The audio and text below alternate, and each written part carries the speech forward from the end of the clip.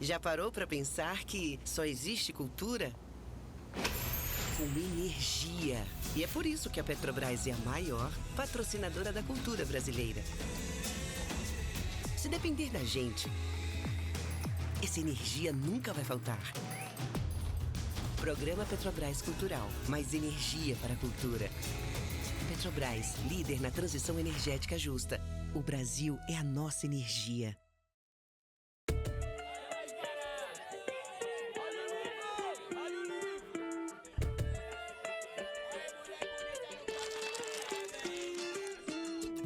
Sejam todos e todas bem-vindos à Feira do Livro 2025. A Feira do Livro é uma realização da Associação 451, da Maré Produções Culturais e do Ministério da Cultura por meio da Lei Rouanet, incentivo a projetos culturais. Apresentador exclusivo Petrobras. Patrocínio Prefeitura de São Paulo e Motiva por meio do seu instituto na categoria Prata, Itaú Unibanco na categoria Bronze. Apoio Instituto Ibirapitanga, Pinheiro Neto Advogados e Enjoei. Parceria institucional Mercado Livre Arena Pacaembu, Museu do Futebol e Secretaria da Cultura, Economia e Indústria Criativas do Estado de São Paulo. Secretaria Municipal de Esportes e Lazer, Secretaria Municipal da Pessoa com Deficiência, Biblioteca Mário de Andrade e Livraria da Travessa.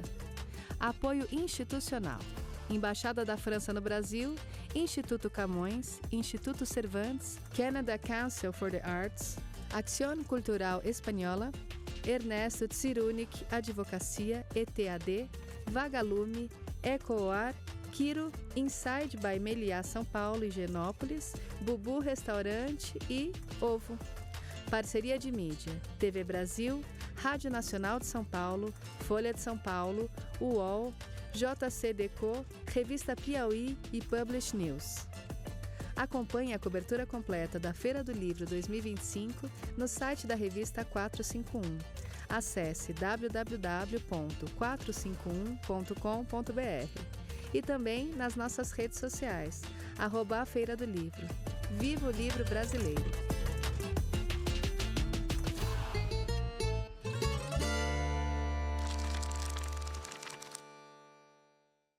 Sejam bem-vindos e bem-vindas de volta.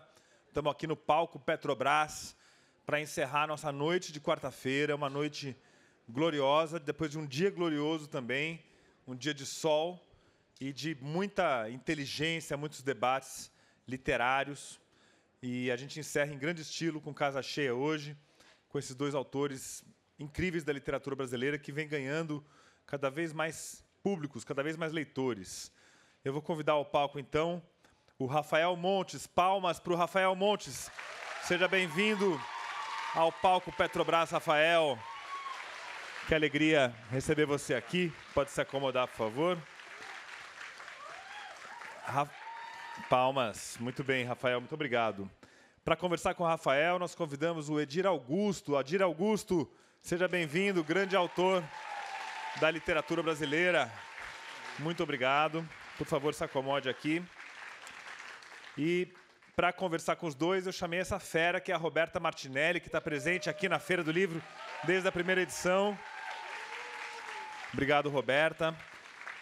Queria, enfim, rapidamente lembrar que a Roberta é a condutora do, diria, principal clube de leitura do país, né, Roberta? Se considerar em número de ouvintes. A responsabilidade que ele me deu agora. É um programa de rádio, gente. Mas fazer rádio é uma delícia e a voz da Roberta é uma que, assim, já nos convida a falar de literatura e falar de música. Eu te agradeço muito. Roberta está escalada para o nosso futebol dos escritores. Vocês dois não estão no time. É a coisa que eu estou mais nervosa. Me perguntaram se está nervosa. Para sorte eu falei de vocês, eu não estou mesmas... no time. Ah, não está. Rafael, eu estou desesperada. Perguntaram para mim, você tem chuteira? Eu falei, claro que não. Nunca coloquei uma chuteira no meu pé. E topei jogar, entendeu? Mas, enfim, tenho planos já para esse jogo. Centroavante, vai fazer gol, hein? A Roberta só faz gol. Aqui é a artilheira. Então é isso, pessoal. Também agradeço ao Bruno Rodrigues, que é o nosso intérprete de Libras. Palmas para os nossos intérpretes, por favor, que é um trabalho fundamental aqui de acessibilidade da Feira do Livro. E é isso. Eu deixo vocês nas mãos da Roberta e dos nossos 2 queridos convidados. Muito obrigado pela presença. Queria só também informar vocês, hoje é um dia muito especial para nós. A Feira do Livro foi incluída no calendário oficial da cidade de São Paulo, e isso é um motivo de muito orgulho para nós. Muito obrigado. E estamos celebrando esse acontecimento. Muito obrigado, gente. Que lindo, parabéns. Bom, boa noite.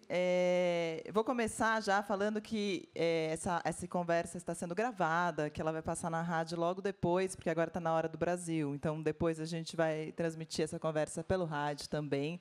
Estou aqui com 2 autores maravilhosos, com Rafael Montes, que é esse grande autor brasileiro contemporâneo, que desde sempre quis ter muitos leitores, que isso é raro, né? As pessoas falam, não, eu escrevia porque não sei o quê, mas ele sempre quis ter muitos leitores, mas, além de querer ter muitos leitores, ele conseguiu ter muitos leitores, e isso, sim, é muito raro.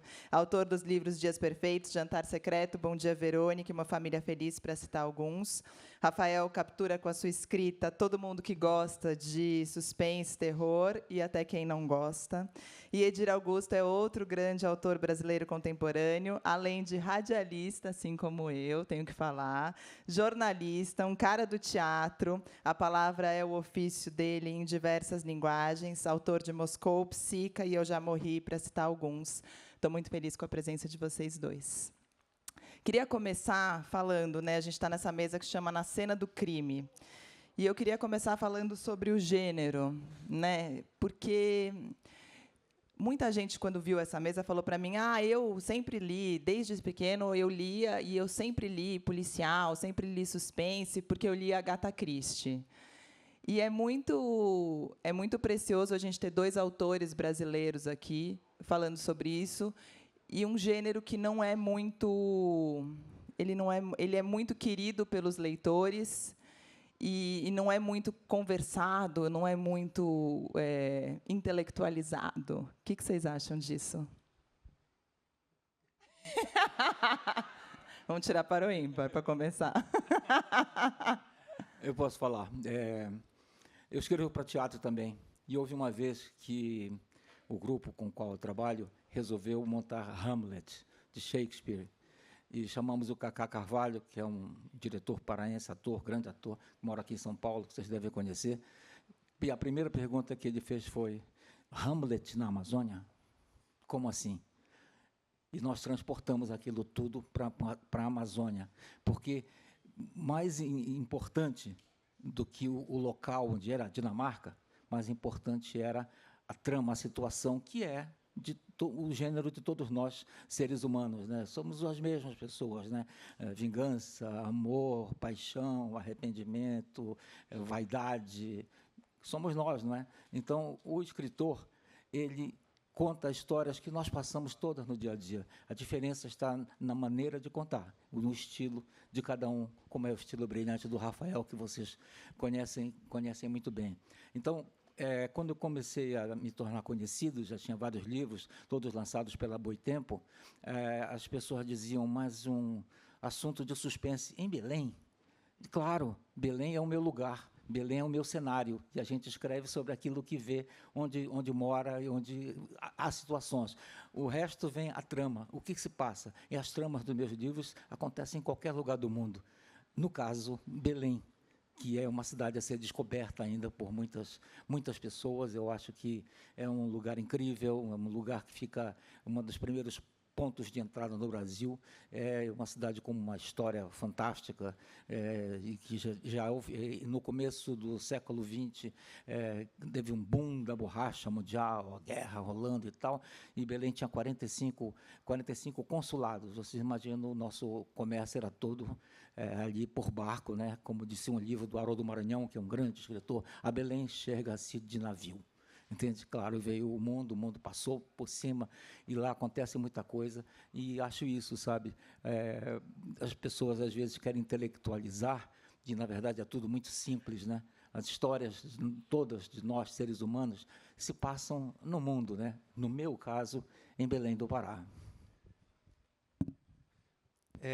Boa noite, obrigado pela presença de todos. Foi bom que eu tive tempo de pensar na resposta. E eu fiquei pensando que a literatura policial, né, quando ela nasce como gênero e com força, ela nasce numa época em que ela tinha uma estrutura muito clara, o gênero policial, né? Você começa com um crime, você tem uma investigação e o objetivo do livro é você descobrir o criminoso. Então, o livro da Agatha Christie é isso. Em geral, um grupo de pessoas se reúne num lugar, alguém morre nas primeiras páginas, por sorte tem um detetive lá.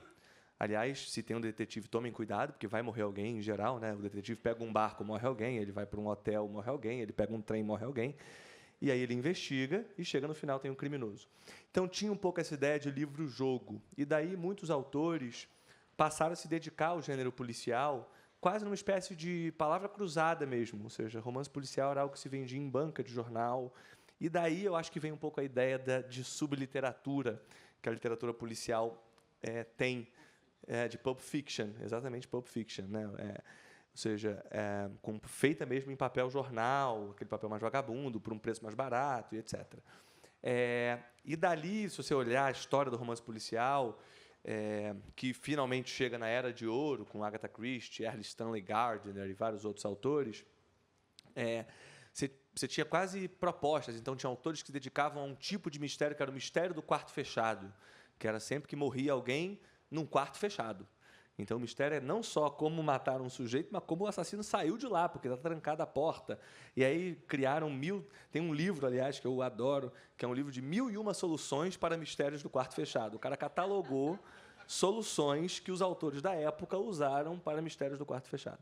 Então, tinha uma espécie de ideia de livro-jogo, ou seja, nada literário, ou seja, nenhum cuidado com a palavra, nenhum cuidado com qualquer outro tema que não seja interessar o leitor no enigma, né? No jogo mesmo, no jogo.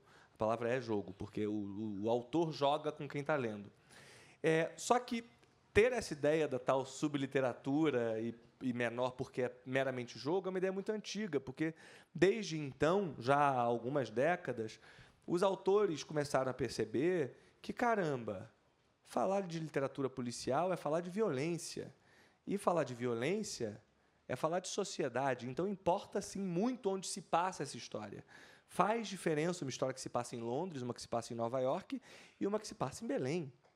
Faz diferença. Eu vou falar da sociedade brasileira quando eu falo de uma história que se passa aqui.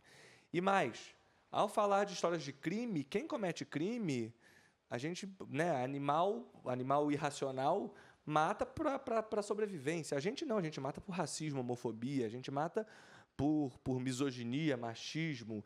Então, ou seja, também falar de crime é falar do ser humano, da mente humana, de até onde podemos chegar. E aí, já há algumas décadas, alguns autores passaram a perceber que, aí, dá para usar a literatura policial, usar o gênero para fazer literatura, com o tal do L maiúsculo, vamos dizer. E aí você tem vários autores, Raymond Chandler, Patricia Highsmith, Dashiell Hammett, Cornel Woolrich, para citar os gringos. E aí a gente vem para o Brasil. E aí estou falando tudo isso, eu lá como leitor, aos 16, 17, lendo tudo isso, e falando, que legal, que legal, que legal, que legal, que legal. E cadê isso no Brasil? E aí, quando eu perguntava cadê isso no Brasil, me diziam, mas o Brasil não combina com isso. O Brasil é o país do carnaval, da alegria, do sol. A história policial combina com o fog londrino, não combina com o sol do Rio de Janeiro, né, com a alegria do brasileiro, com o jeitinho brasileiro. Mas, mesmo assim, temos muitos crimes por aqui. Né? Então, e aí, de algum modo, o que eu quis fazer, eu acho que foi buscar como contar essas histórias. E já tinha alguns exemplos. Né? A gente tem Luiz Alfredo, Garcia Rosa, o Rubem Fonseca, Patrícia Mello, Tony Bellotto, o Jô Soares se aventurou no policial por um tempo. Então, enfim, mas a minha sensação é de que o gênero vem se reinventando e existe, sim, uma maneira de fazer um policial à brasileira, que é o que estamos tentando, acho, fazer. Legal isso que você falou.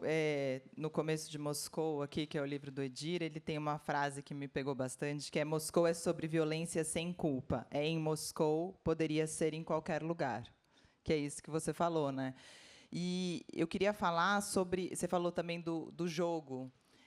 E tem um lance, eu acho, nos dois... São literaturas muito diferentes, né, que vocês dois fazem, mas vocês dois capturam o leitor não como jogo, mas vocês têm... Enfim, eu sou uma leitora absolutamente capturável. Eu caio em tudo que vocês tramam para mim, eu mergulho. Obrigado. De nada. Eu sou, assim, é perfeito.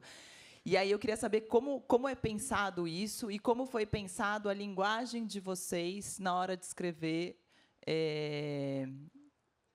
na hora de desenvolver o trabalho de vocês.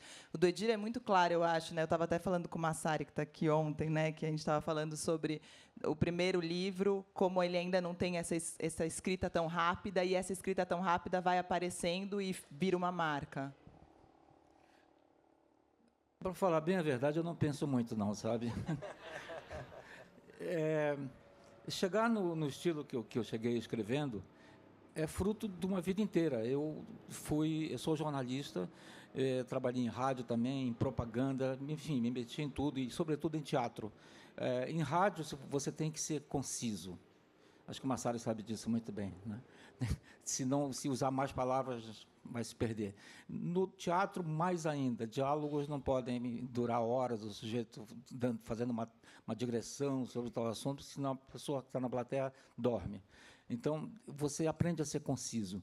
E eu comecei a exercitar essa concisão, pensando também que... Eu me preocupo muito quando eu leio livros e há grandes descrições de ambientes, que no mês de junho, as cerejeiras e tal, o que acontece. Eu digo, não, vamos aos fatos logo, talvez seja uma coisa assim do mundo de hoje, da gente, que é coisas tão imediatas, né? Também me favorece essa coisa de nós escrevermos nas mídias sociais, quase sempre usando menos palavras, né, para não ficar muito longo aquilo tudo, né? Essas coisas todas me ajudaram, mas se eu disser para vocês, eu escrevo um livro quando eu tenho uma ideia boa e fico esperando aparecer na minha cabeça uma boa primeira página. Eu acho que as primeiras 15 linhas são matadoras. Ou você captura, como disse a Roberta, ou o sujeito diz, depois eu leio, ou sei lá, né? Também tem uma coisa essas pessoas que muita gente diz, eu leio um capítulo e depois eu durmo toda noite, sabe? E a minha ideia é, não vai dormir, não. Você não vai largar esse livro, você vai continuar agarrada nele até o final, né? São coisas que me favorecem, sabe? Mas eu quero dizer outra coisa a vocês, eu me divirto muito. Eu escrevo um pouco e me divirto escrevendo. No processo de escrita do meu livro, que demora, às vezes, um mês e meio, quer dizer, não é muito tempo, porque eu já pensei nisso tudo, estava batucando na minha cabeça, eu vivo cada capítulo como quem vive aquela aventura o tempo todo, sabe? Quando termina...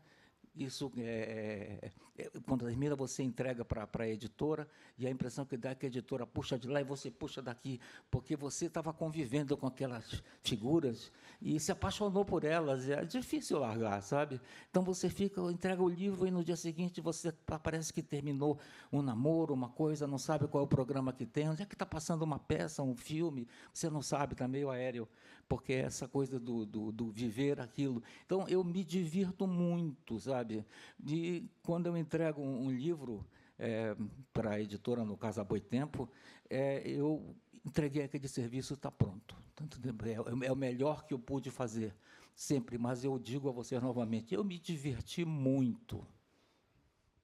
Você volta a ler depois, Edir? Dificilmente. Eu tenho uma pergunta para fazer antes de responder. 1 mês e meio para escrever? Me ensina. Como é que é? Não, você prepara muito antes, eu sei que é o tempo de escrita. Mas aí você fica só fazendo aquilo por 1 mês e meio e está pronto? Não, desculpa, eu sei, cada escritor tem seu tempo, seu método. Não, é que eu estou com muita inveja de você mesmo. Não, eu escrevo por dia 1h30, 2 horas no máximo. Entende? 2 horas e 1 mês e meio? Mas se você trabalhar... O clima vai ficar pesado, gente. Eu trabalhei em rádio, e rádio tudo é para anteontem. Tá? Tem um texto na sua frente, o cara diz, vai entrar daqui a 10 minutos. É você e você, entende? E é claro que eu preparo aquilo tudo, a nossa cabeça hoje, nossa escritor trabalha o tempo inteiro, né? A gente fica o tempo todo... O tempo todo. Eu tenho dificuldade de dormir, tenho que tomar indutor de sono, porque tem muita coisa na cabeça, acho que de todos nós, não é? Então, você pensa nesses assuntos todos, você cria aquele personagem, vai maturando isso. Quando você começa a escrever, eles dão partido em tudo, porque você abre com aquelas 15 primeiras linhas, você termina o primeiro capítulo e você próprio diz, e agora? Entende? E eles começam a te contar. A impressão que eu tenho quando eu estou escrevendo é que atrás de mim tem uma fileira de gente me cutucando, dizendo, põe isso, põe aquilo, eu estou fora disso, como pode? Eu acho isso a coisa mais louca que o escritor fala. Eu sempre faço cara de sei, mas a real, né, que eles falam assim, você começa a história e a história se impõe. Ah, mas comigo não é assim, não. Conta, Rafael, como é? Uma vez fiz mesa com um escritor, não vou dizer o nome, mas ele falou assim, eu estava escrevendo a história de Margot, e Margot falou o meu ouvido. Eu falei, psiquiatria resolve isso. Porque não tem ninguém falando no meu ouvido, não. No meu ouvido ninguém fala. Sou eu mesmo que sento e faço. Então chama a ambulância, porque eu preciso.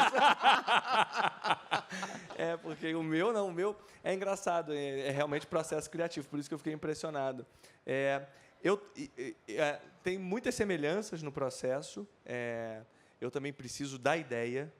Ou seja, o que me move inicialmente não é como eu vou contar, a linguagem, não, é a história mesmo, os personagens, eu quero entender essa situação. Aí, a partir daí, eu passo a me perguntar algumas coisas, a partir da ideia, que ainda é o tempo de maturação na cabeça, sem sentar e escrever, que é, ao contar essa história, do que eu estou falando, na verdade? Eu não gosto muito da palavra tema, mas seria um pouco... Ou seja, por que isso aqui me interessa e vai me interessar por 2 anos, que é o tempo que eu levo para escrever, e, infelizmente, não 1 mês e meio. E aí, então muito assim, e para interessar por 2 anos, tem que ser uma coisa que realmente, sei lá, não tenha todas as respostas, eu queira ainda provocar e tal. Então, eu procuro um pouco qual é o tema da história. E a outra coisa é como eu vou contar, que é uma variação também que eu busco a cada livro. Se vocês perceberem, entre os meus livros, na ordem que eles foram lançados, se um é em primeiro, o seguinte é em terceira. Se um é cronológico, o seguinte é totalmente fora de ordem. Se um tem 20 personagens, o seguinte tem 2 personagens. Então, porque eu gosto de ir brincando com essas... se um eu entro na cabeça do personagem, no outro eu estou distante. Se um é no... Mas todo livro tem uma história que quer ser contada de uma certa maneira. A história quer ser contada... Essa que é a dificuldade, achar a maneira, né? Ou seja, que ela quer ser contada. Eu perco um tempo enorme e erro com frequência. Quero dizer, já escrevi, sei lá, Jantar Secreto é um livro que eu escrevi 150 páginas, parei, fiquei 1 ano sem escrever, joguei tudo fora e comecei de novo, porque eu estava escrevendo do jeito errado. Então, é isso, ou seja, a história é exatamente a mesma, mas eu mudei tudo no caminho, tudo a maneira de contar. Então, a maneira de contar tem, sim, muita importância, mas eu vou descobrindo meio que com o tempo. Mas eu concordo muito com o que o Edi falou, de que eu vejo isso no Psica, por exemplo, e que eu também uso um pouco no que eu faço, que é essa vontade de não explicar tudo. Eu meio que conto com a imaginação de vocês, leitores. Para mim é uma cumplicidade, é um jogo. Exatamente. É um diálogo. Exatamente. Assim, eu conto daqui, vocês imaginam daí, e a gente finge Claro. que isso aqui é uma história. Entende? Assim, ou seja, eu acho ruim quando eu leio livro, até hoje em dia em livros mais clássicos, às vezes me incomoda. O nariz assim assado, a boca com lábios, não sei o quê, o queixo assado. Falo, gente, deixa eu imaginar como é que eu quero. Você está tirando do leitor a capacidade de imaginar o seu personagem, né? Porque é aquela coisa, você escreve um livro como os seus, que fazem muito sucesso, Dias Perfeitos. O sujeito lê o livro, aí vai passar no cinema. Aí ele vai assistir no cinema, ele sai, depois você pergunta, qual é que era melhor? Ele vai dizer, com certeza, o livro. Claro, o livro é o filme dele. Ele que botou cara em todo mundo, aí aparece o Brad Pitt, isso é um impostor. Claro. Não, o filme está sempre errado, porque a gente já fez o filme na nossa cabeça e alguém vai lá e paralisa num outro. Como... Você vai ter isso agora, né? Por causa da série da Netflix. Eu posso me prejudicar com isso. Mas para já ajudar na terapia, eu vou te adiantar. Basicamente, para mim, o filme, a série, é uma visão possível daquele livro. Outro gênero. Não, é uma leitura, é uma das leituras possíveis daquele livro. Também. Então, provavelmente a série do Psica vai ser, a minissérie, né, vai ser uma das leituras possíveis do livro. Quer saber as várias leituras? Pegue e leia. Exatamente. Né? Porque ali é só uma leitura que envolveu 1000 questões do diretor, do roteirista, e também limitações orçamentárias, e também todas as coisas que envolvem o audiovisual. Né? Psica sai ainda esse ano, então, na Netflix para gente, para todo mundo. Com direção do Fernando Meirelles. Apenas. Olha lá. E, Rafa, qual que foi o teu primeiro que virou filme? Minha primeira coisa a virar audiovisual Que foi fosse livro. Bom Dia Verônica, que é o livro que eu Mas escrevi. tu és o roteirista também? Sou. Pois é uma das grandes qualidades também. É um super roteirista. Mas eu não era. Na verdade, eu já tinha feito roteiro em outros projetos, passei na TV Globo um tempo e tal. E aí, o Bom Dia Verônica foi o primeiro projeto em que eu sou o autor. Você tem algum que você não é? Que você não está... Você tem algum audiovisual que você não está envolvido também? Não, hoje em dia eu só vendo se eu estiver envolvido até o final. É uma potência. Eu não sou fácil, não. E aí? Não, porque eu acho importante, eu acho mesmo... Assim, não é sobre mandar, é sobre estar ali dialogando. Mas tem que aprender, né? Roteiro É é outra diferente, coisa. é outro bicho, totalmente. É outro bicho totalmente diferente do que é escrever literatura. Edir, você não viu nada do Psica? Você... Não, Como foi? Eu li o roteiro. Você leu o roteiro? Acompanhei um dia de filmagens, né? Muito legal, uma tomada que tinha umas 80 pessoas envolvidas, e o Fernando lá, você vê o Fernando dirigindo, é um negócio espetacular, porque depois eu estava vendo a cena e tal. Aí ele me chamou para ver nos monitores, para ver o que ele estava filmando. E aí é muito doido. É muito interessante, sabe? Mas eu não assisti, assinei esses termos de não poder contar nada para ninguém, essas coisas todas, sabe? Fico louco para contar, coça. Mas sabe lá o que eles vão fazer comigo. Pensa na multa. Exato. Era uma vontade ou um plano, porque o livro de vocês, os dois são muito visuais, né? A gente imagina tudo e tem esse filme, sei lá, eu tenho na minha cabeça que eu poderia fazer esses filmes todos. Claro que não poderia, que seriam todos horríveis, mas eles visualmente na minha cabeça são muito fortes. Era um plano de vocês? Era um desejo? Não, eu só queria escrever meus livros, para falar a verdade. Agora, o que acontece no meu caso e do Rafinha também, é que nós eliminamos muito essas descrições longas e tal, e acho que a resposta... As pessoas sempre diziam, mas o teu livro é um filme? Não, o teu livro é um roteiro. Não, é um livro. Entende? Você põe na cabeça aquilo. O roteiro, como o Rafael sabe, pode falar aqui, tem outros segredos aqui que eu não domino, por exemplo, mas eu acho que nós fomos muito ajudados por essa nossa maneira de cortar grandes descrições, né? E, de alguma maneira, trazer o leitor como cúmplice, né? Porque ele faz também, ele está junto com a gente, lendo e criando aquelas imagens, né?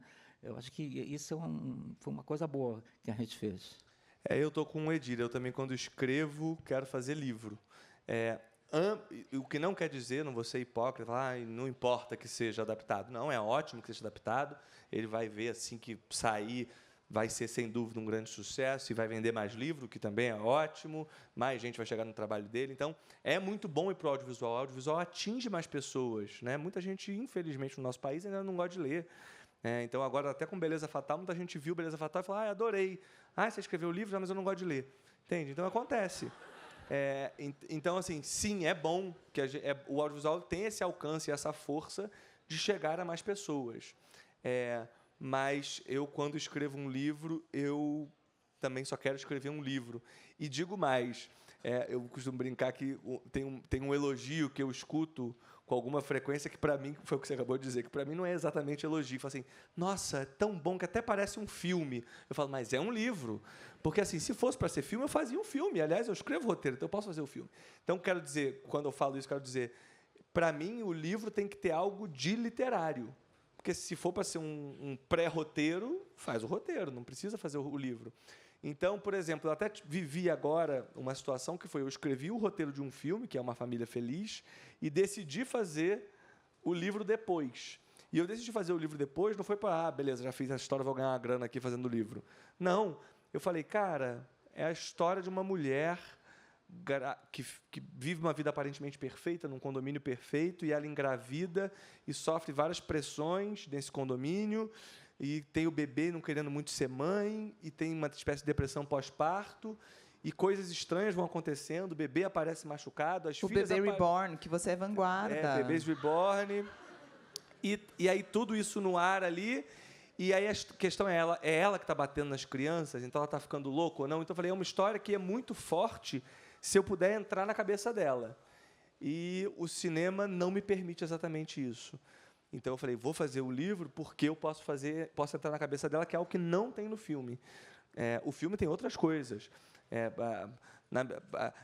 A minha sensação é quase que assim, eu quero contar uma história boa. Se eu vou fazer um livro, poxa, eu tenho várias coisas legais que eu posso usar para fazer um livro. Eu posso fazer um narrador em primeira pessoa, entrar na cabeça dessa personagem e tal. Se é um filme, eu posso usar outras coisas. Eu posso usar uma trilha tensa, eu posso usar a cara da Grazi Massafera e do Reinaldo Gianecchini, que imprimem esse casal perfeito, que são grandes atores. Então, ou seja, cada mídia, eu uso os elementos da mídia para contar da melhor maneira aquela história, né? Um pouco isso. Isso que você falou, né, tem um lance na Família Feliz, no Psica também, e acho que em vários outros livros, né, que agora vai ficar sacanagem. Eu nem vi o filme, eu só li o livro e para mim é a Grazi Massafera, né, porque nesse caso foi ao contrário, então virou. Mas são personagens. Poderia ser eu, né? São personagens tipo esse papel aqui, né, da Família Feliz. É uma mãe que entra numa depressão pós-parto, você não sabe se ela está pirando, se ela não está pirando, não sei o quê. No Psica, é uma menina que teve uma briga com o pai e aí a vida virou uma loucura. De repente, ela tá num barco sendo levada para prostituição, uma coisa super. Mas são pessoas com uma vida comum, entre aspas, que vem algo e a vida delas vira um romance policial. Isso é muito característico, né? Acho que, como o Rafael estava dizendo, a coisa mais incrível quando a gente escreve é quando a gente entra dentro da cabeça do personagem que a gente criou. Mas, às vezes, alguém me diz, não, fulano, esse personagem tal, não é fulano, quer dizer, uma pessoa digamos, da vida real e tal. Eu digo, não, os personagens todos são uma amálgamas, a gente vai botando e depois de colocar tudo ali, a gente começa, vou entrar dentro da cabeça desse sujeito, e aí vem uma coleção de todas as observações que nós fazemos do mundo. Né? Nós somos pessoas que eu me lembro um trecho de um livro meu, que é um sujeito tem, vamos dizer, ele tem R$2.000. Que bom, né? Ele diz, não, vou hoje num cassino, vou me divertir. Então, ele vai com R$2.000 que ele pode perder. No final da noite, ele vai para casa feliz, perdeu R$2.000. Mas ele diz, bom, mas quase que eu batia e tal, aquela mão era minha, eu ia ganhar muito dinheiro. Passa feliz. Agora, o jogador profissional foi para ali cedo, saiu de casa, tomar um banho, e passou a noite inteira observando aquele sujeito se divertindo ali, estudando ele. No final da noite, ele sai com R$2.000 no bolso, mais um dia de trabalho. Entende? Então, ele passou observando aquela pessoa. Nós somos observadores, nós olhamos se o sujeito está feliz, se ele coça a orelha, se ele mexe com a cabeça, e o que ele veste, o que ele vai. E tudo isso vai formando uma coleção na nossa cabeça. Eu fico pensando sobre essa mulher da Família Feliz, né? E deve ter sido maravilhoso você entrar na cabeça dessa mulher e julgar a felicidade, julgar todas o que ela está pensando no momento de dúvidas, não é? E o que passa se realmente ela está doente, se ela realmente faz isso tudo. Quer dizer, essa é a delícia do escritor, quando nós escrevemos, falar sobre isso, penetrar na cabeça de um personagem que nós mesmos criamos. E nesse sentido, eu acho que tem uma coisa de ter essa espécie de antena mesmo para o mundo. E eu brinco que o mundo conspira a favor do escritor. Eu fiz um livro chamado Uma Mulher no Escuro, que tem uma personagem que tem uma perna mecânica. E eu precisava disso para a história. Eu falei, seria legal ter uma perna mecânica. Ok. E, para isso, a primeira coisa que eu tenho que fazer é conversar com alguém que tem perna mecânica, para saber como é que é a vida, como é que é a rotina, quais são as dificuldades, enfim. Como é que dorme, como é que toma banho, como é que faz sexo, como é que tudo, enfim. E aí, eu juro para vocês, eu tive a ideia. Eu fui para a academia. Cheguei na academia, tinha uma mulher com uma perna mecânica malhando. E aí eu virei para ela um papo que acontece, não sei se você já fez essa conversa, que é, oi, tudo bem? Eu sou escritor. Aí, hoje em dia, eu ainda falo, você pode jogar meu nome no Google. Você vai ver que eu sou um escritor e você se importa de tomar um café comigo? É golpe, ela né? podia Hoje dizer- em dia já acham que é golpe. Ela podia dizer, saia de perto de mim. Então, mas eu falei... Escritor, não. Escritor, não. Eu falei, você se importa de tomar um café comigo e me contar, assim, só porque eu tenho que pesquisar sobre esse universo. E isso me lembra de uma outra coisa que me levou a fazer Uma Mulher no Escuro, Uma Família Feliz, que é reiterar esse lugar do autor de ficção. Né? Eu vejo que hoje, nas várias discussões que a gente tem sobre literatura, a gente se aproxima muito de uma ideia de que o autor tem que ser, o personagem tem que ser próximo do autor. Ou então ser o livro de si. Tem que ser o livro de si. E eu lembro de uma vez que eu estava numa palestra, eu falei assim, se eu quiser amanhã escrever um romance de ficção em que o protagonista é um indígena, eu posso? E a sala ficou em silêncio. E eu falei, claro que eu posso, eu sou um autor de ficção, eu posso escrever de um alienígena. De qualquer coisa que eu quiser, eu posso. É óbvio que hoje, felizmente, eu não posso, do auge da minha vivência, falar assim, eu sei como é que vive um indígena. Isso eu não posso. Eu tenho que, então, pesquisar, conversar, me armar de tudo que é necessário para fazer de um jeito que soe verdadeiro, que seja verdadeiro. Mas eu posso. Isso é a ficção. E aí eu quis, então, fazer um livro que é narrado de uma mulher grávida com depressão pós-parto. Tenho que contar para vocês, eu não sou uma mulher. Eu vou contar também, acho que nunca vou engravidar.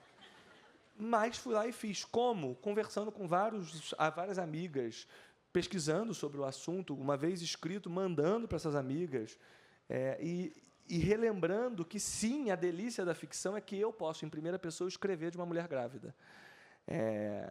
Então, tem um pouco esse lugar também, acho que quase de provocação mesmo, de lembrar que fazemos ficção. Exatamente.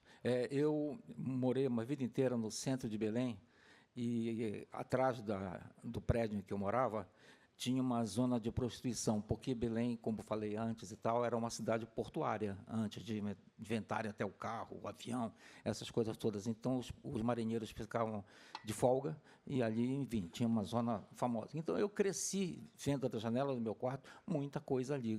Quando adolesci, comecei a amadurecer, passei a conhecer algumas dessas pessoas lá.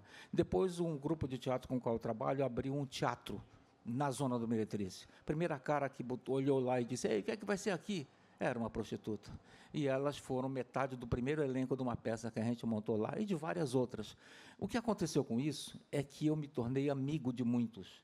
Hoje, quando eu saio do meu prédio, eu falo com prostitutas, falo com traficantes, falo com pimps, falo com engraxates, e eu aprendi, e isso ao longo desse tempo todo, a não julgar. Então, eu converso com eles de uma maneira absolutamente normal. Às vezes, um engraxate me para na rua, pede um dinheiro e diz, olha, é que eu quero tomar uns gorós, sabe? Ele diz, aí, tudo bem, vai festejar, né? Geralmente, ele bebe um pouquinho, já fica alto, e ele lava carros, ele pega um balde desses de plástico, vira ao contrário, batuca e canta umas músicas que ninguém conhece, só ele conhece, né? E eu fico assistindo, sabe? E lá do alto do meu prédio, eu vejo todos eles e conversamos. O que eles fazem por mim? Eles falam, eu ouço a melodia da conversa deles, eu ouço as gírias, eu ouço os causos felizes e os infelizes também. E o que eu posso dizer é que essas pessoas da rua, elas têm um mundo para botar para fora, elas são um rio pronto para transbordar de acontecimentos da vida dela. Alguns saíram de casa expulsos, outros saíram porque quiseram, outros estão perdidos por ali, não sabem. O centro das cidades, vocês sabem, aqui em São Paulo, tem o centro da cidade, ele funciona às vezes como um imã dessas pessoas que estão sem direção, não é? E elas formam, a gente pensa que elas não olham para a gente, mas elas nos enxergam, elas estão lá naquelas esquinas, a gente passa, elas sabem, olha, ele passa todo dia aqui, geralmente vai para tal lugar, vai trabalhar, né? E essas pessoas têm muita coisa para contar, e essas pessoas me enchem a imaginação delas. Você usou a palavra empatia, eu acho que empatia é uma coisa que é interessante para o escritor mesmo, assim, Total. Que é não julgar. Eu que trabalho, né, com roteiro, e aí você tem equipes de roteiro, Para mim, o maior problema que eu tenho com roteiristas quando eu vou trabalhar em equipe é quando eu vejo o autor, a pessoa, o roteirista que está julgando o personagem. E eu falo, não, se ela é uma rica metida, ela tem que ter a lógica de uma rica metida, que não se acha uma rica metida, ela se acha uma mulher muito razoável, que tem as opiniões dela. E deve ter algumas coisas boas, né? E é óbvio que tem coisa boa, enfim. Então, esse exercício de você entrar na lógica da rica metida, entrar na lógica do morador de rua, e aí para isso você precisa ouvir e não julgar. E não falar, ai, que ridícula essa pessoa, ai, que burra. Ai, que medo, né? Ai, que medo, ai, aqui eu não vou. Então, acho que essa espécie de empatia mesmo. Eu sou a pessoa, eu tenho uma qualidade enorme que eu, como vivo no mundo das minhas histórias, eu esqueço fofoca que me contam. Então, muitos amigos meus me contam segredos e coisas tenebrosas que eles pensam e querem fazer ou fazem. E é bom porque eu esqueço. Talvez eu use numa história. Bom saber. Mas eu esqueço, porque eu não julgo. A pessoa me conta e fala, você fez isso? Puxa, como é que foi? Foi legal? Né? A menos que nunca me contaram um crime, mas o que não é crime me contam, em geral. Tenho histórias fantásticas com essas, sobretudo com as prostitutas. Elas são muito engraçadas, têm uma vida interior forte, e tem algumas que eu não sei se posso contar aqui. Vou ficar pensando nisso. Eu estava pensando, eu li recentemente um livro de uma escritora sino-americana que chama Rebecca Kuang, que chama Impostora Yellowface. Eu li esse. Então, e ela fala vou contar tudo, tá, gente? Quem quiser ler, já era. Pode ler depois, que também não atrapalhe nada. Mas, assim, é uma escritora famosa que chama Tena Liu, e ela morre no começo do livro engasgada, e a amiga dela, que é uma escritora não famosa, estava junto com ela e tinha um livro ali em cima da mesa. Que não tem a mesma origem que ela também. Que não tem a mesma origem que ela é sino-americana e a outra é americana. E aí ela pega o livro e ela escreve o livro, ela pega o livro para ela e começa a fazer sucesso com esse livro. E lá tem um lance... O que é mais interessante é que, na verdade, ela não pega o livro, né? Ela pega a ideia do livro e escreve. E escreve o livro. E aí a questão é se isso é plágio. Né? E ela também, o que ela faz é que ela tira as partes chinesas do livro, porque pouco importa, e ela embranquece o livro, né? E quando você falou isso, né, de eu posso escrever, eu acho que a gente sempre pode escrever, mas partindo do pressuposto que somos quem somos, né? A gente não vai deixar de ser quem a gente é para escrever. Então, o que a gente não pode... O que eu acho que muita gente fala, pode fazer o que quiser, não sei o quê. Pode, sabendo que nós somos essa pessoa que nós somos, né? A partir disso, a gente sabe o que a gente está fazendo. Minha filha está aprendendo a escrever e o professor dela falou que a coisa mais importante quando você está aprendendo a escrever é por que se escreve. E o Rafa falou ali no começo de tema, né? De ter um lance. E aí, a literatura, quando vocês começam um trabalho, existe uma pulsão de dizer algo? Existe uma pulsão social? É por isso que eu tomei cuidado com a palavra tema. Detesto a ideia de que tenho que dizer algo. Moral da história. Tem que dar uma moral da história, tem que explicar alguma coisa no final, tem que defender alguma coisa. Não, para mim eu tenho que só contar uma história. Eu acho que nós somos aqueles que nasceram para dizer uma coisa, para contar uma coisa. Eu acho que tem uma coceirinha que fica de vem uma ideia, puxa, vou já contar para todos como é que é dessa ideia que tive, sabe? Eu acho que é uma coisa que, não sei se tu tens isso, mas é uma coceira de contar, não é? Acho que nós estamos aqui para contar as coisas, né? Contar histórias, né? Mas sem tanto um objetivo claro ao final. Nenhum. Eu escrevo para me divertir. Pessoalmente. Sério. Não, eu também, e o que é interessante, porque, assim, na verdade, o meu gosto literário, ou seja, o que eu gosto de ler, é razoavelmente comum. Assim, os autores que eu gosto são os autores que, a meu ver, transitam no meio do caminho, ou seja, a meu ver, são divertidos e entretêm, e, ao mesmo tempo, têm um cuidado com a linguagem, são literários e etc.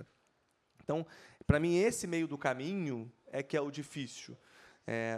Dá para você fazer literatura que entretém e é rasa e não tem nada e é só uma boa história e você termina de ler e até esquece o nome do livro, não comenta com ninguém, porque só foi divertido, foi uma boa leitura de praia. Eu sou um leitor vulgar. Leio qualquer coisa. Então, e tem também tem aquele livro também que você tem que ir desvendando. Mais cabeça e tal. Eu gosto do meio do caminho. Eu tenho dificuldade, por exemplo, de definir, pegando já do clássico, jogando baixo já. Mas Machado de Assis entretém ou é literatura? É literatura e entretém. Sim.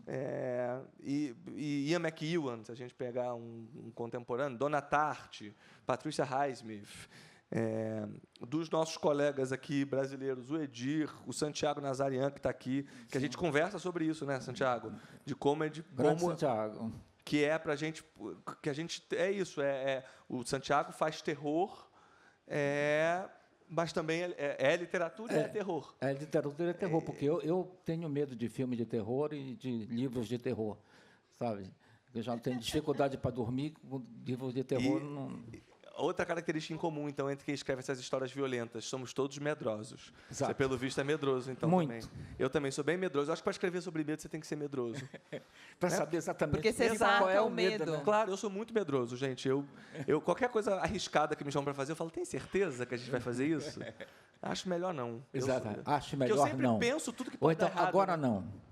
Eu também. O nome disso é ansiedade, né? O pensa tudo que vai dar errado, né? Eu não sei se é assim. Eu acho que é mais imaginação mesmo. Assim, gente, isso vai dar ruim, melhor ficar aqui. Mas exatamente. Eu fico pensando, por exemplo, numa família feliz existe um pano de fundo crítico com uma cynic elite que circula ali, né? Com os condomínios e com tudo aquilo.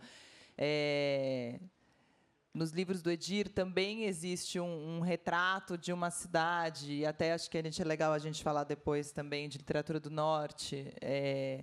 Quando eu falei do, entre aspas, tema, que não é tema, existe essa crítica social, que também não é uma crítica social, mas existe isso num livro com violência.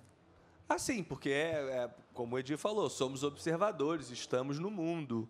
Temos opiniões cínicas, irônicas, cada um com a sua visão de mundo. E aí, nesse sentido, eu concordo com o que você disse. O autor se coloca no livro, inevitavelmente, porque você tem uma visão de mundo que você... Já me perguntaram se o fato de eu ser jornalista influenciaria, porque às vezes parecem denúncias, né? Acho que tudo envolve, né? Eu acho que a gente se coloca de algum modo no livro, e aí, sim. Então, assim, como eu falei, tem que ser um assunto que me interesse. Mas, por exemplo, o Família Feliz ele virou um livro muito forte sobre maternidade. Eu adoro ler resenhas, às vezes, no Scoob, que é aquele aplicativo, né, que as pessoas colocam lá. E aí tem umas resenhas ótimas, especialmente escritas por mulheres, falando assim, comecei a ler o livro de má vontade. Vi que era um homem escrevendo de uma mulher grávida, e quando eu vi, ele estava falando da minha história, da minha gravidez. E eu falei, gente, isso é a força da literatura. A literatura é isso. Quando você vê, você começa achando um absurdo, mas quando você vê, pegou você pela emoção, lembrou o que você sentiu. Exatamente. Não, é assustador, realmente. E aí você foi, e pega você pela emoção, não é porque... eu sou um gênio e adivinhei, não. É porque eu conversei com mulheres que me contaram. Então, estão ali as histórias de amigas que me contaram situações que elas viveram. Seres humanos. E que eu pude colocar ali. Então, tem uma questão... e aí acabou virando muito o assunto do livro, essa questão da maternidade. Mas o assunto que me interessa, porque eu não escrevi por causa da maternidade, porque não é um assunto meu, exatamente. Eu escrevi... por causa muito de uma espécie de mundo de aparências. Por causa do Dias Perfeitos, eu passei a dar palestras em escolas no segundo ano do ensino médio. E eu ia numa escola na Barra da Tijuca, que ela era dentro de um condomínio. E eu lembro que eu entrava num condomínio, tinha seguranças, aí eu entrava, a escola era lá. E aí eu olhei o condomínio, e o condomínio tinha uma escola, além da escola, um mercado, um restaurante, uma academia... E aí todos viviam ali. E é isso, o perigo está fora dos muros. Dentro dos muros está a segurança, todo mundo armado, né? Seguranças armados, câmeras, filmando tudo, todo mundo feliz, tudo certo, tudo perfeito. E aí eu falei, que interessante essa ideia de que o perigo está lá fora e aqui dentro nós nos... Dentro da gaiola é pior, né? E aí a história dentro da gaiola é pior.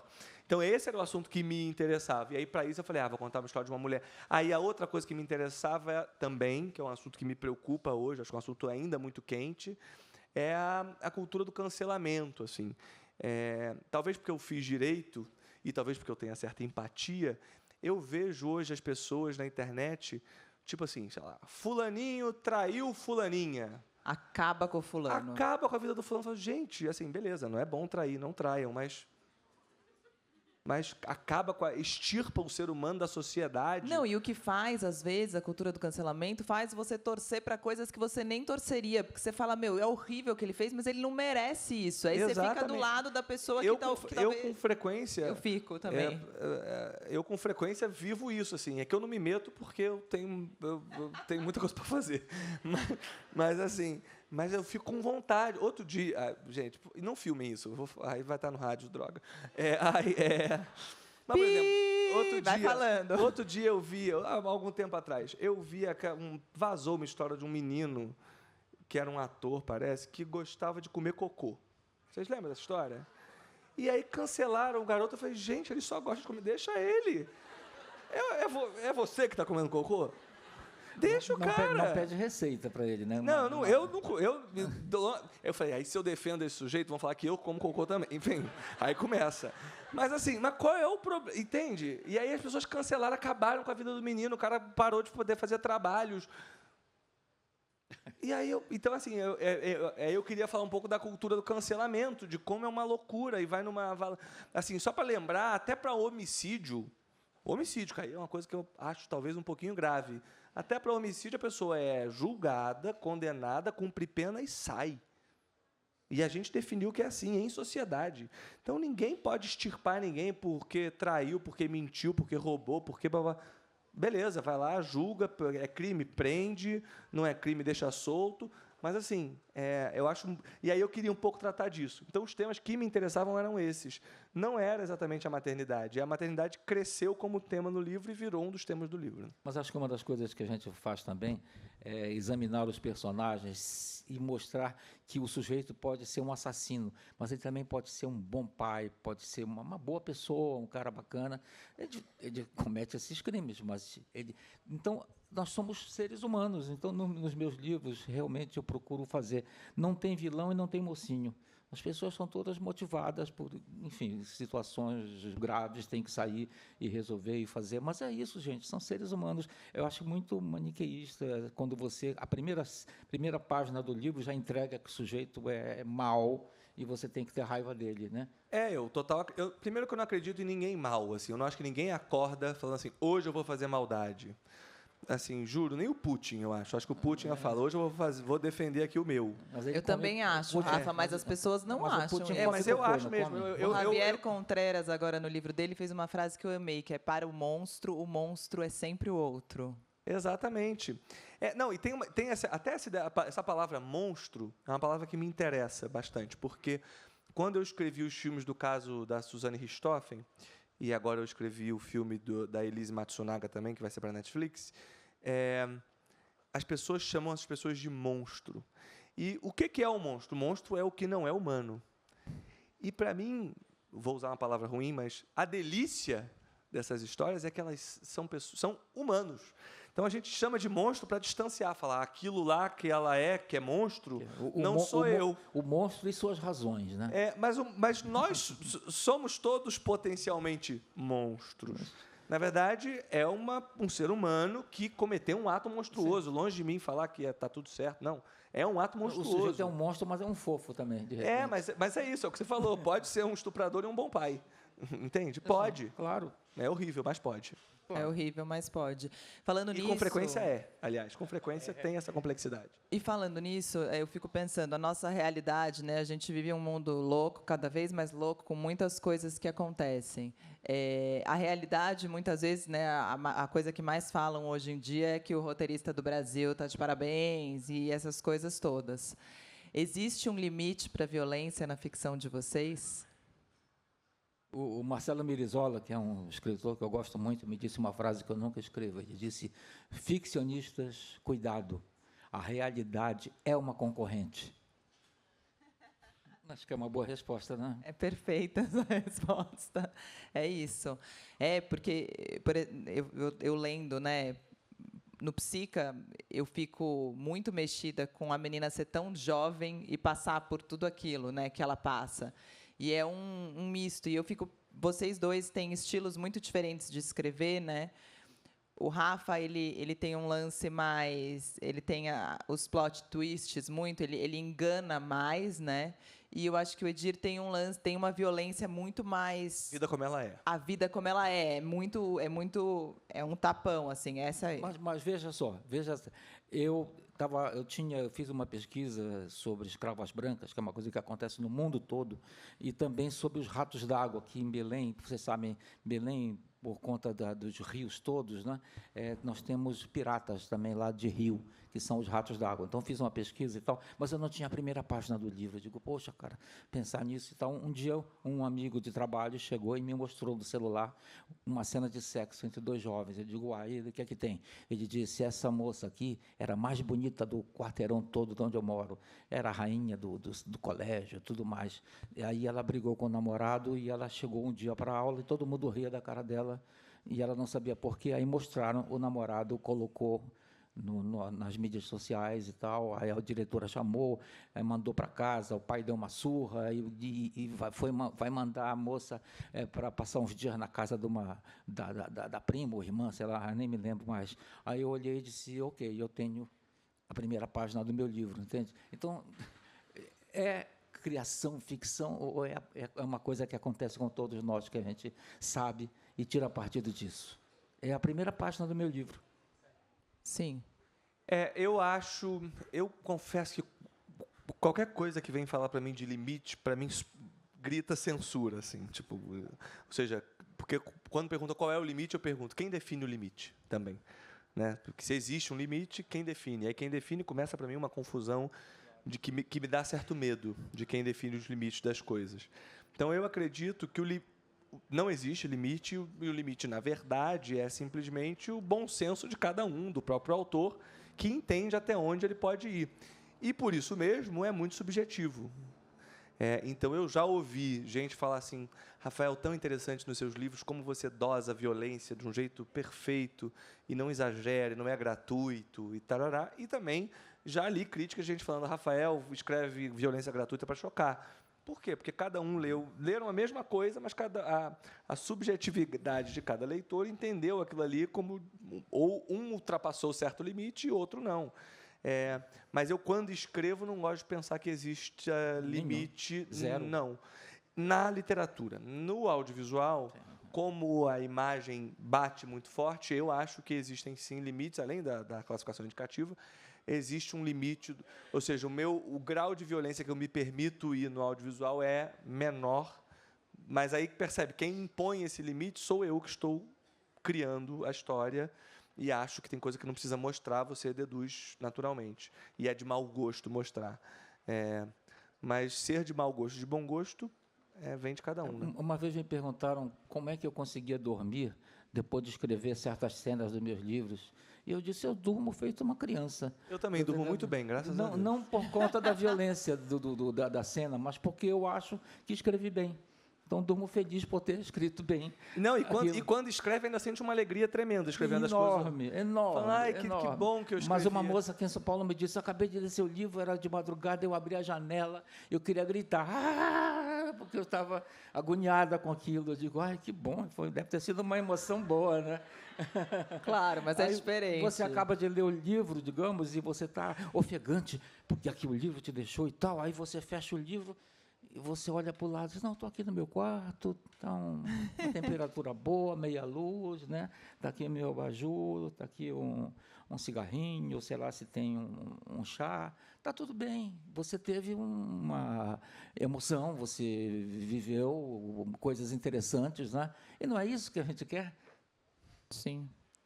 Edir, queria falar com você um pouco, e eu trabalho muito com música, né? E existe um movimento muito forte da música do Norte e que foi conquistando espaço de uma maneira bonita e, ao mesmo tempo, tiveram que gritar muito, assim, bonito porque não sou eu, sabe? Porque não foi uma batalha fácil, eu tenho a impressão.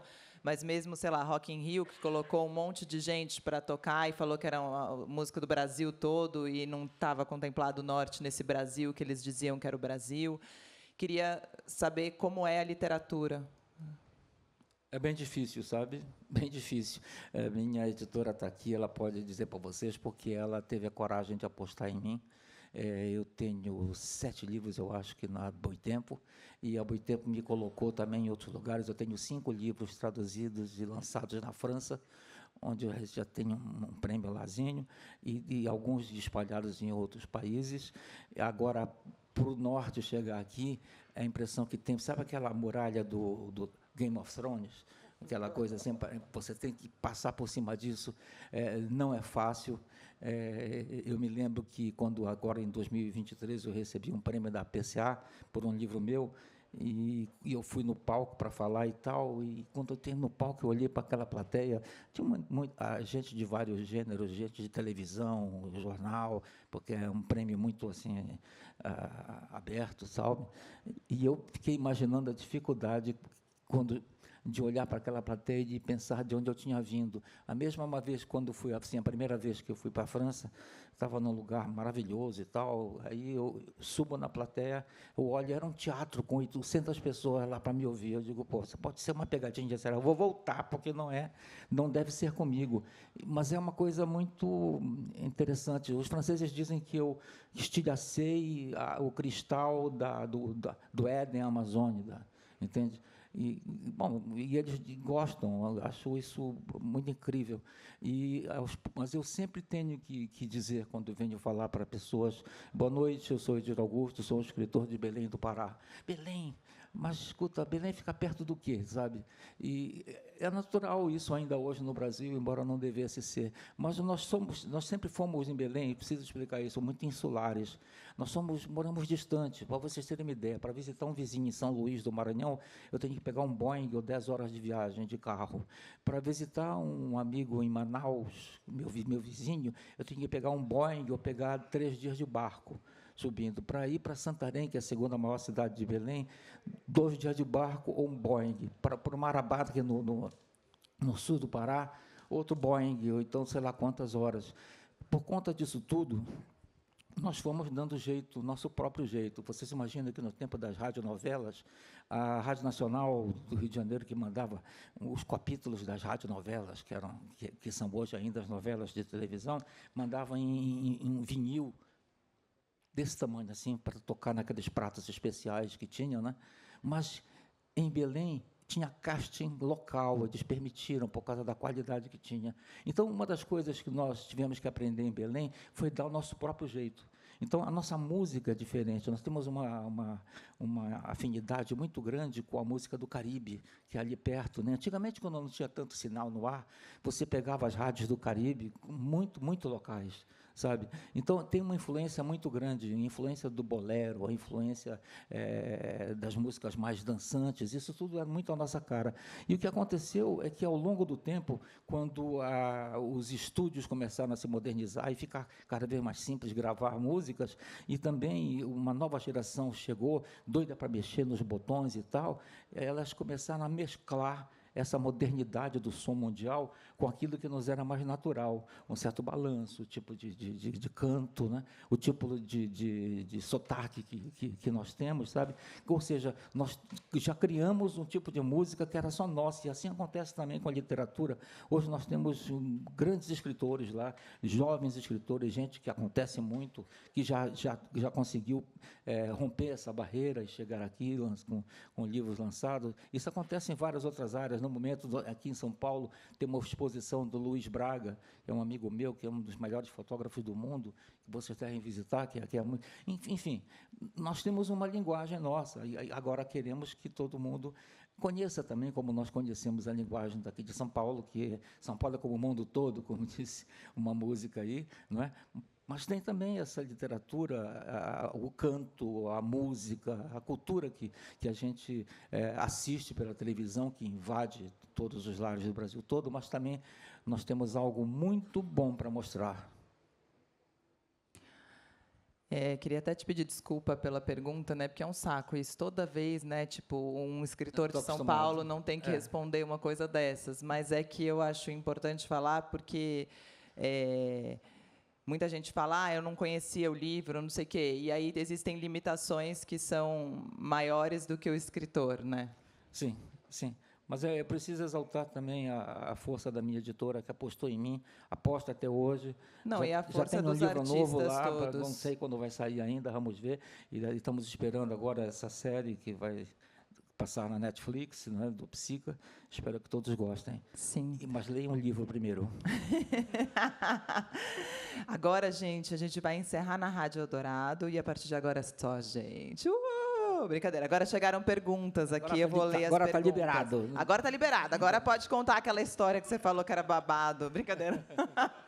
Ó, tem aqui a pergunta. Eu tô curiosa. Eu não esqueço, Ele é bom de Rafael. suspense, E cuidado. eu- Ele, sei. ele vai segurar até o E final. eu caio que nem uma pata nesses dois. Aqui, pergunta do Wellington Furtado Ramos, professor da Universidade Federal do Mato Grosso do Sul. Em tempos de algoritmos, redes sociais e censuras, as mais diversas, de Jefferson Tenório a Ricardo Lízias e Angélica Freitas, na cena do crime, como vocês lidam com a tensão entre o politicamente correto e o atual papel dos leitores sensíveis que as editoras estão adotando?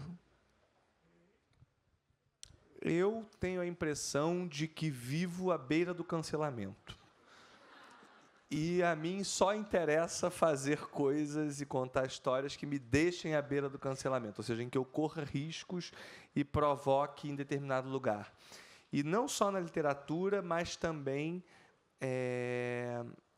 na verdade, em tudo mesmo que eu faço. Eu lembro, quando eu estava escrevendo Beleza Fatal, eu queria...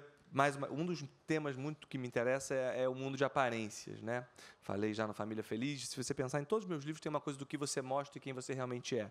E Beleza Fatal é sobre isso, né? Uma novela sobre o mundo da estética, sobre você melhorar a aparência, mas o que está por dentro você não consegue mexer, não há botox que resolva.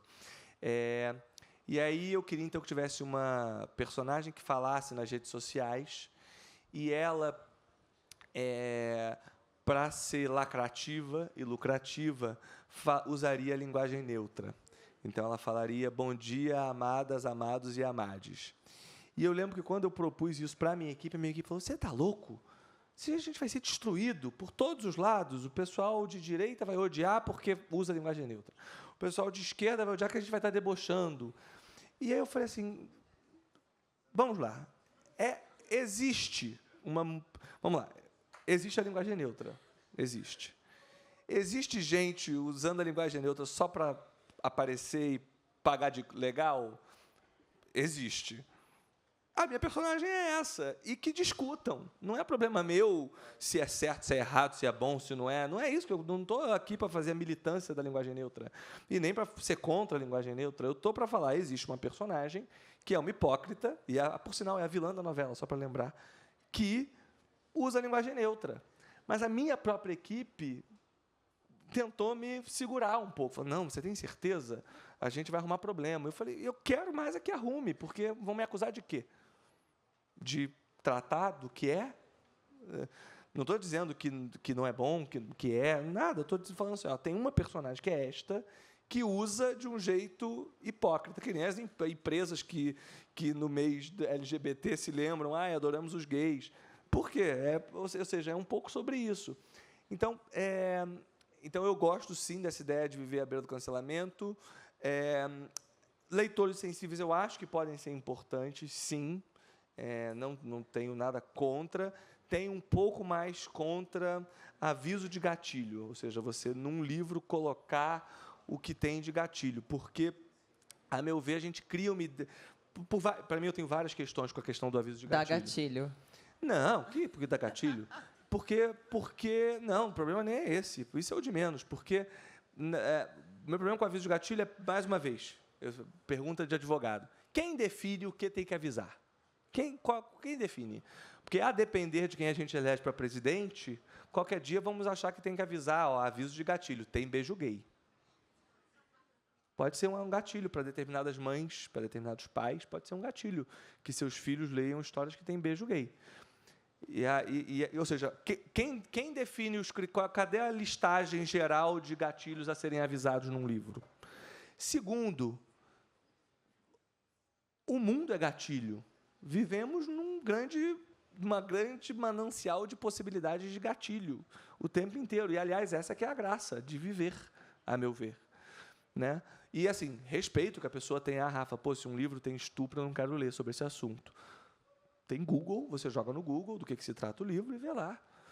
Então, assim, você colocar na contracapa de um livro avisos de gatilho, eu acho uma insanidade. Eu sei que tem livros que tem, no meu ainda não me pediram para colocar, e quando me pedirem, vamos ter briga.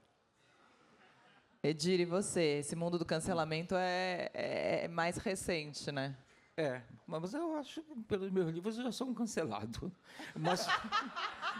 Mas eu ignoro, tá entendendo? Eu ignoro. Eu nunca tive nenhum aviso de gatilho, minha editora nunca soprou para mim, olha, nada disso. Eu escrevo na base do não quero não saber, foda-se, vou escrever e está acabado.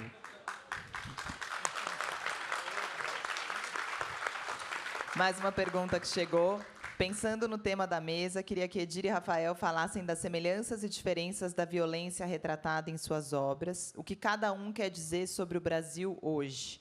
E pensando em crítica social, quais aspectos vocês consideram mais críticos no crime e na literatura policial brasileira para o futuro? Nossa, que pergunta difícil, mas vamos lá. Eu acho que todos partimos, né, de uma certa realidade,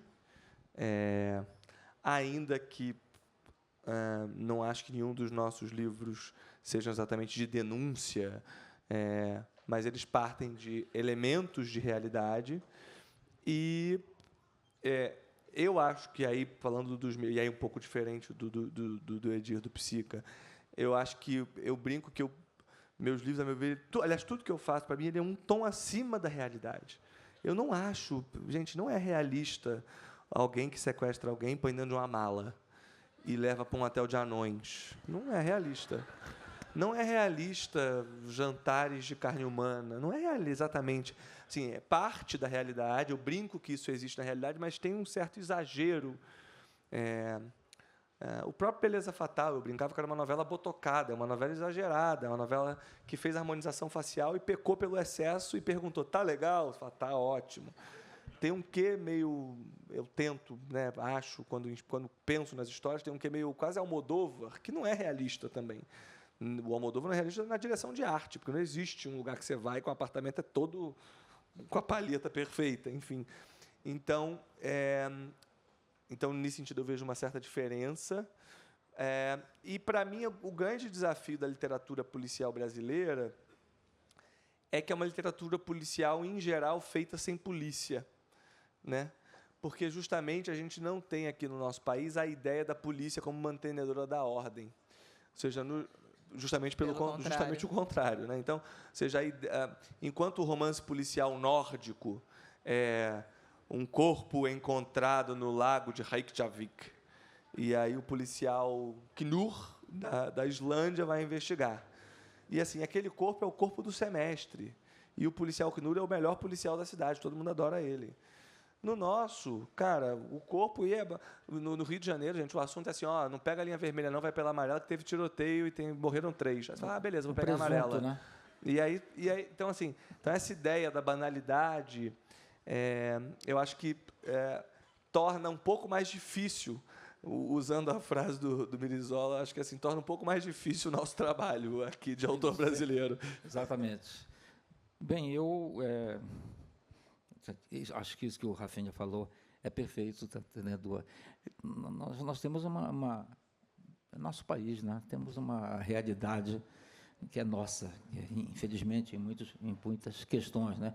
E acho que, por sorte nossa, há muitos ângulos a comentar, né, a respeito.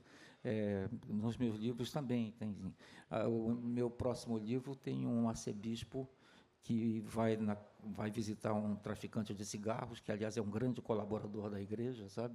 Mas pedir para ele matar 2 garotos que vão acusá-lo de assédio sexual. Entende? Eu li no jornal, você pensando que é invenção, e aí o que vai acontecer? Isso basta para a cabeça da gente fervilhar, não é? Sabe? Mas são coisas que acontecem. Acho que se uma coisa dessas, se acontecesse na Dinamarca, né, o policial Knur ia ficar embasbacado, né? Ia ser complicado. Iam ligar para o Papa para perguntar. Mas isso é uma coisa nossa, um quadro nosso que nós examinamos de vários ângulos, sabe? é aquilo que, como você disse, a Mirazola disse, a realidade é uma concorrente. Um dia minha sobrinha, a gente estava no carro, parou um carro de polícia do lado, ela deu um grito e falou: obrigada por salvar a gente todo dia. O policial olhou puto, falou: o que ela falou? Aí eu falei: nada, nada, nada. Aí ela: por que não pode falar? Eu falei: porque não, ele não salva a gente. Ficou um climão, desculpa se tiver algum aqui. Cancelada, já foi. Tem aqui agora a mesa dos cancelados, né? Ai, que eu... Será que a gente está cancelado? Eu acho que não, a gente pegou leve. Mas a gente pode ainda dá tempo. Somos gente boa, né? Não, tem 7 minutos para ser cancelados. Vamos lá. A última pergunta e essa é para ser cancelado, brincadeira. O Rafael que perguntou, seu xará, quais as principais inspirações e quais os próximos projetos? Principais inspirações, eu acho que tudo é minha inspiração, né? Claro que aí você começa pela literatura. Eu cresci lendo romance policial clássico, então acho que ainda tem muito nos meus livros, ainda que não seja nada clássico em termos de estrutura, devo muito aos clássicos, a Agatha Christie, a Patricia Highsmith, etc. Depois eu passei a ler mais Rubem Fonseca, Patrícia Mello, e alguns estrangeiros que eu já falei aqui, Rubem Fonseca, enfim. Então, acho que na literatura... Mas eu sou muito influenciado, mesmo para fazer literatura, sou muito influenciado pelo cinema. Você vê que eu falei, eu acho que, às vezes, o Jantar Secreto tem um tom Almodóvar. Então, é um livro, mas na minha cabeça tinha esse elan almodovariano, vamos dizer. Então, aí o cinema me influencia muito, Polanski, que é um cancelado, aliás, e Almodóvar, Scorsese, enfim, aí vai. Brian De Palma, nossa, amo, Hitchcock e tal. E meio que tudo, né, na verdade, séries de televisão, as pessoas que eu conheço, tudo eu vou escutando e vou pegando, e o zapear do Instagram, eu vejo uma coisa, eu falo, gente, isso aqui rende uma história boa. Então, acho que você vai pegando meio que de tudo, não é muito claro. A minha impressão é um pouco que a gente é um pouco... Eu me sinto um pouco um liquidificador, que vai enchendo de coisa, uma bela hora bate, e sai uma vitamina, que é o resultado disso tudo, a gente nem sabe direito de onde vem, né? Exato. Eu tenho dificuldade para dormir. Ultimamente, a gente tomara até um indutor de sono, porque é muita coisa na nossa cabeça. Eu digo a vocês, eu me embriago do mundo, sabe? Como tem uma frase numa música, não sei se é do Renato Russo, que diz: tomar o mundo feito Coca-Cola. Nós, escritores, tudo nos interessa.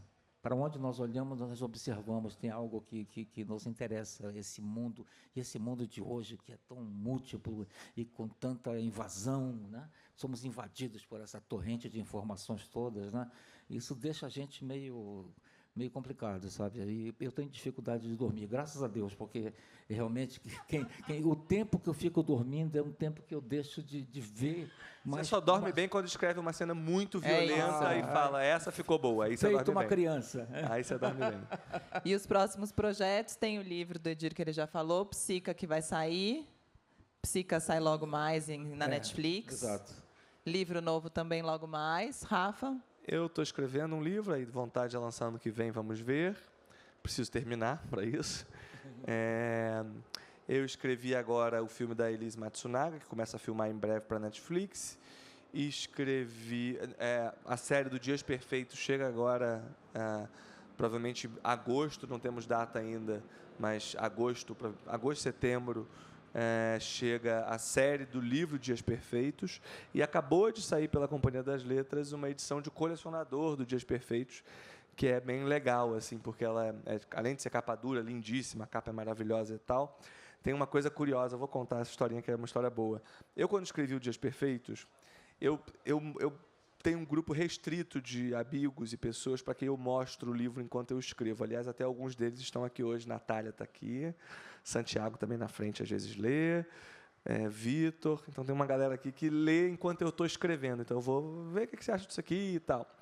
E aí, quando eu escrevi o Dias Perfeitos, quando chegou no final, eu mandei, sei lá, para 10 amigos, e 5 amaram o final e 5 odiaram o final. Falaram que final horroroso. Eu falei, nossa, tá. E aí eu falei, então, aí eu tive uma ideia de um outro final. E aí eu escrevi um outro final. E aí eu mandei para as mesmas 10 pessoas. E aí os 5 que tinham amado o primeiro detestaram o segundo. E os 5 que tinham detestado o primeiro amaram o segundo. E aí eu empatou e eu me ferrei. E aí eu, na época, propus à Companhia das Letras que a gente lançasse 2 finais. Eu fui bem louco. Eu falei assim, e eu chegando na companhia, primeiro livro meu na companhia, falei assim, vamos fazer o seguinte, vamos lançar, quanto é a tiragem? Sei lá, 5.000 exemplares. Vamos pegar 2.500 exemplares com um final. E a outra metade com outro final, e a gente imprime com a mesma capa, sem qualquer distinção. E a gente joga na livraria e as pessoas vão ler e vão falar, pô, que legal, o que você achou daquele final? O final do meu não é esse. E aí geraria, a meu ver, uma conversa ali. Só que por questões, sei lá, de comercial, decidimos não fazer isso, e também porque é uma ideia de jirico mesmo.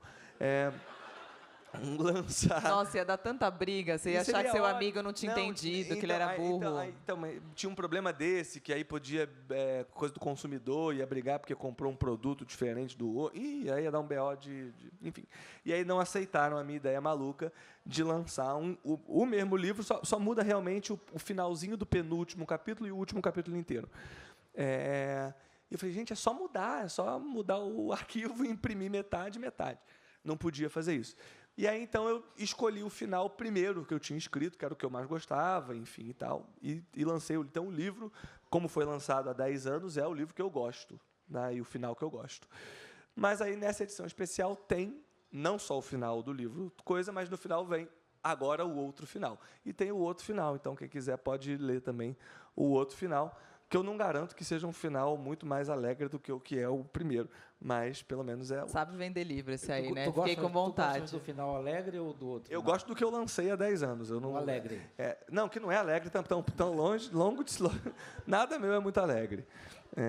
Mas, enfim, é o que eu... Ou seja, o livro tem um final que eu acho que ele deveria ter, mas o outro final é divertido também. Foi legal reler 10 anos depois, porque eu só reli, a minha editora lembrou, falou, não tinha uma coisa de um outro final? Eu falei, caramba, é verdade, tem isso. Aí eu fui achar lá nos meus arquivos, falei, achei, e há 10 anos que eu não lia, porque desde que lançou o livro, eu nunca mais li esse outro final. Já quero agora. Foi super legal relê-lo. Bom, Rafael Montes, Edir Augusto, muitíssimo obrigada. Eles vão assinar livros agora ali. Já parou para pensar que só existe cultura com energia?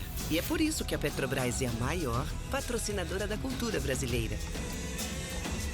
Se depender da gente, essa energia nunca vai faltar. Programa Petrobras Cultural. Mais energia para a cultura. Petrobras, líder na transição energética justa. O Brasil é a nossa energia. São Paulo é arte, cultura e criatividade, com mais de 200 espaços culturais da Prefeitura de São Paulo em todas as regiões da cidade. E grandes eventos, como a Virada Cultural, que em 2025 reuniu cerca de 5 milhões de pessoas. Neste ano, a Secretaria de Cultura e Economia Criativa já promoveu mais de 5.000 atrações gratuitas e 319 milhões de reais foram anunciados em editais de fomento. Isso é São Paulo, cidade de todas as artes. O brasileiro não sabe ser pequeno. É da nossa natureza mover a vida como gigantes. Por isso a CCR, maior empresa de infraestrutura e mobilidade do Brasil, está movendo a sua marca para um novo momento. A CCR agora é Motiva. Mais do que estradas, trilhos e aeroportos movendo o Brasil. Uma marca que já nasce gigante, como você. Motiva. Você nos move.